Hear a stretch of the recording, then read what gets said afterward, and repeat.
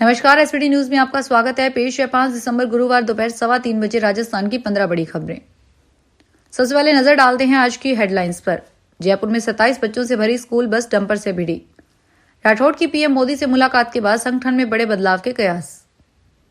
राजस्थान में अभी नहीं होंगे सरपंच चुनाव। 6,759 ग्राम पंचायतों में लगाए जाएंगे प्रशासक।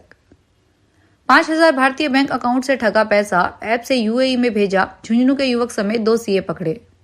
इन्वेस्टमेंट समिट का काउंटडाउन शुरू। 7 देशों से आएंगे मेहमान। और अब खबरें विस्तार से सुनिए। जयपुर में आज सुबह 8:15 बजे 27 बच्चों से भरी स्कूल बस की डंपर से टक्कर हो गई। हादसे में 12 से ज्यादा बच्चे घायल हो गए। इनमें से 4 को हॉस्पिटल में भर्ती करवाया गया है। घटना कालवाड़ रोड स्थित गजदरपुरा तिराहे पर हुई।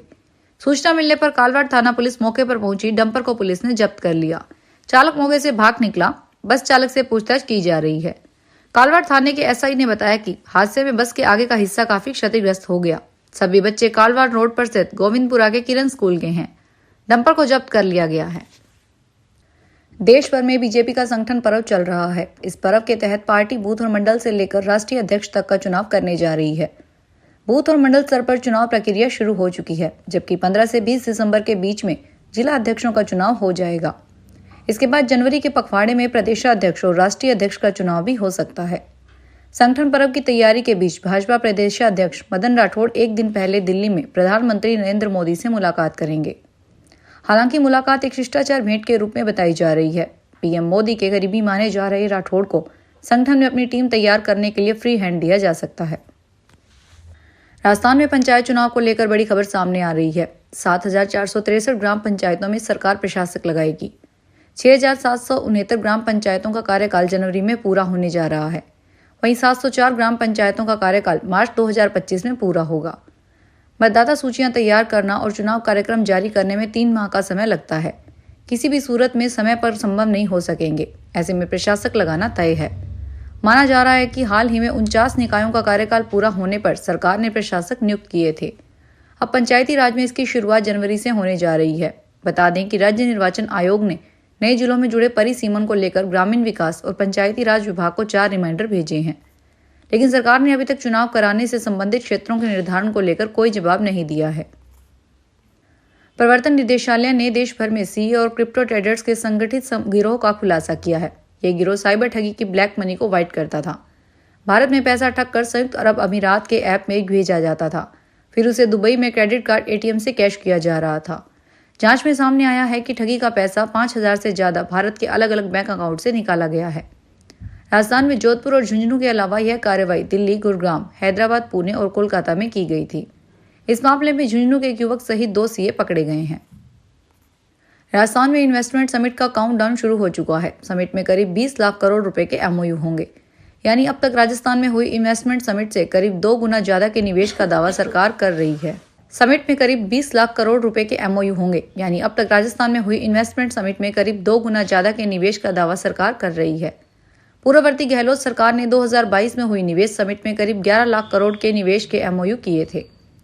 समिट से पहले मुख्यमंत्री भजन लाल शर्मा सहित कई अफसरों ने विदेश जाकर निवेशकों से मुलाकात की थी।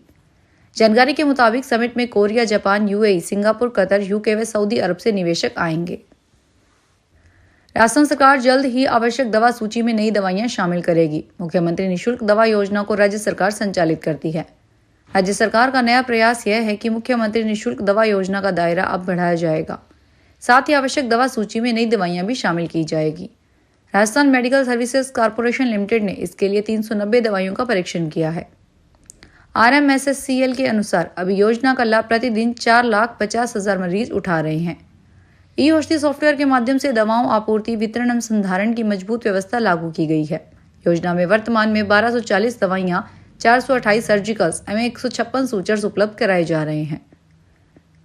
राजस्थान सरकार की पहली वर्षगांठ के अवसर पर 15 दिसंबर से 31 जनवरी तक प्रदेश भर में आयुष्मान आरोग्य चिकित्सा शिविर लगाए जाएंगे। वित्तीय वर्ष 2024-25 में योजना के लिए 2,122 करोड़ रुपए का बजट प्रावधान किया गया है। दुनिया की सबसे बड़ी क्रिप्टो करेंसी बिटकॉइन की कीमत पहली बार $1 लाख के पार निकल गई है। आज यानी 5 दिसंबर को बिटकॉइन 7% से ज्यादा बढ़कर रिकॉर्ड उच्च स्तर $1,02,585 पर पहुंच गया है। पिछले महीने डोनाल्ड ट्रंप की अमेरिकी चुनाव जीत के बाद बिटकॉइन में लगातार तेजी देखने को मिल रही है। बीते 1 साल में बिटकॉइन के प्राइस में 118% की बढ़ोतरी देखी गई है। इस साल पहले यानी 6 दिसंबर 2023 को ये $43,494 पर था, जो अब $1,02,585 पर पहुंच गया है। एक्सपर्ट्स के अनुसार आने वाले दिनों में इसमें और तेजी आ सकती है। महाराष्ट्र विधानसभा चुनाव रिजल्ट आने के 13वें दिन यानी गुरुवार को नई सरकार शपथ लेगी। भाजपा विधायक दल के नेता देवेंद्र फडणवीस तीसरी बार मुख्यमंत्री बनेंगे।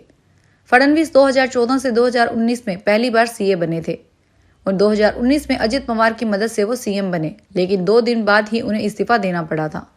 पिछली एकनाथ शिंदे सरकार में वे डिप्टी सीएम रह चुके हैं। फडणवीस के साथ शिवसेना प्रमुख एकनाथ शिंदे और NCP supremo Ajit Pawar deputy CM पद की शपथ लेंगे। फडणवीस के बाद शिंदे सीएम से डिप्टी सीएम बनने वाले दूसरे नेता हैं। इस समारोह में पीएम मोदी व गृह मंत्री शाह सहित करीब 2000 लोगों के भाग लेने की संभावना है। सीजीआई संजीव खन्ना ने गुरुवार को जस्टिस मनमोहन को सुप्रीम कोर्ट जज की शपथ दिलाई। वे इससे पहले दिल्ली हाई कोर्ट के चीफ जस्टिस थे। उन्हें सुप्रीम कोर्ट जज बनाने का निर्णय 28 नवंबर को लिया गया था। जस्टिस मनमोहन के शपथ ग्रहण के साथ ही सुप्रीम कोर्ट में जजों की संख्या 33 हो गई। कोर्ट में अब भी एक जज का पद रिक्त चल रहा है। उत्तर प्रदेश में सुबह के समय बजने वाले लाउड स्पीकर को लेकर मुख्यमंत्री योगी आदित्यनाथ ने सख्त रुख अपनाया है। सुप्रीम कोर्ट के निर्देशों के तहत सीएम योगी ने लाउड स्पीकर से संबंधित नियमों का पालन सुनिश्चित करने के आदेश दिए हैं। लखनऊ में गुरुवार सुबह पुलिस अधिकारियों ने विभिन्न इलाकों में निरीक्षण किया। राजधानी के सीनियर पुलिस अधिकारियों ने हजरतगंज, महानगर और पश्चिमी क्षेत्र का दौरा किया। पुलिस आयुक्त अमरेंद्र कुमार सेंगर और सभी डीसीपी निरीक्षण पर निकले। उन्होंने धार्मिक स्थलों पर लाउड स्पीकर की आवाज जांची और नियमों का उल्लंघन होने पर कार्रवाई की। इसके साथ ही तेज गति से बाइक चलाने वालों के खिलाफ भी अभियान चलाया गया। मॉर्निंग वॉक पर निकलने वाले लोगों से बातचीत की गई।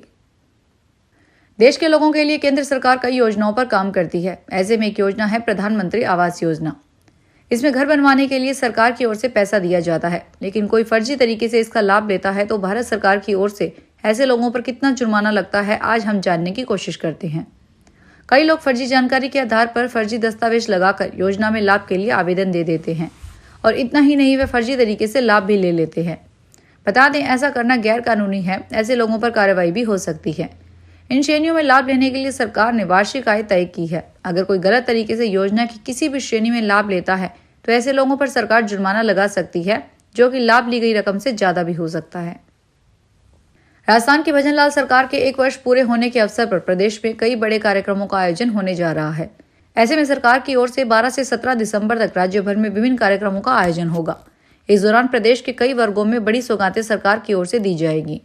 इस बात का ऐलान सीएम भजनलाल शर्मा ने एक बार फिर से कर दिया है। भजनलाल शर्मा ने बुधवार को मुख्यमंत्री कार्यालय में राज्य सरकार के 1 वर्ष पूरा होने के उपलक्ष्य में होने वाले कार्यक्रमों की तैयारियों को लेकर आयोजित उच्च स्तरीय बैठक को संबोधित किया। मीडिया रिपोर्ट्स की माने तो सीएम भजनलाल ने इस दौरान बताया कि युवाओं को रोजगार के पर्याप्त अवसर देने के उद्देश्य से राज्य सरकार द्वारा रोजगार उत्सव का आयोजन भी किया जाएगा। इसके तहत युवाओं की नियुक्ति पत्र तथा नई भर्तियों की सौगात दी जाएगी। इसमें लगभग 1,05,000 युवा लाभान्वित होंगे। बांसवाड़ा जिले में मनरेगा के तहत कच्चे पक्के विकास कार्यों पर श्रमिक नियोजन भ्रष्टाचार थम नहीं रहा। श्रमिकों की हाजिरी में फर्जीवाड़ा रोकने ऑनलाइन सिस्टम अपनाने पर भी पंचायती राज के कारिंदे सेंध लगा रहे हैं। मौके पर एक बारगी एकत्र कर फोटो खींचकर अपलोड करने के बाद श्रमिक दिखाई ही नहीं देते। बीते कुछ माह में ऐसे करीब आधा दर्जन पंचायतों में खेले सामने आ चुके हैं। श्रमिकों के नियोजन के नाम पर फर्जीवाड़ा कर सरकारी राशि हड़पने के मामले को आधिकारिक गबन और भ्रष्टाचार की श्रेणी में मानते हैं। खास बात यह है कि 2 प्रकरणों में तो अतिरिक्त जिला कार्यक्रम समन्वयक ने संबंधित के खिलाफ एफआईआर दर्ज करवाने के निर्देश भी दिए, बावजूद इसके कोई सख्त कार्रवाई नहीं हुई। नोएडा में पंचायत से पहले पुलिस ने 34 किसानों को गिरफ्तार कर लिया है। बुधवार देर रात पुलिस ने 0 पॉइंट धरने पर बैठे किसानों को भी हटा दिया। पुलिस की इस कार्रवाई में किसानों में आक्रोश है। दरअसल बुधवार शाम को सीएम योगी ने कानून व्यवस्था की समीक्षा की। इस दौरान उन्होंने कहा कि अराजकता कहीं भी बर्दाश्त नहीं होगी, चाहे वो संभल हो या ग्रेटर नोएडा। इसके बाद आनन फानन में पुलिस ने एक्शन लिया। फिलहाल इस बुलेटिन में इतना ही, फिर हाजिर होंगे बड़ी खबरों के साथ।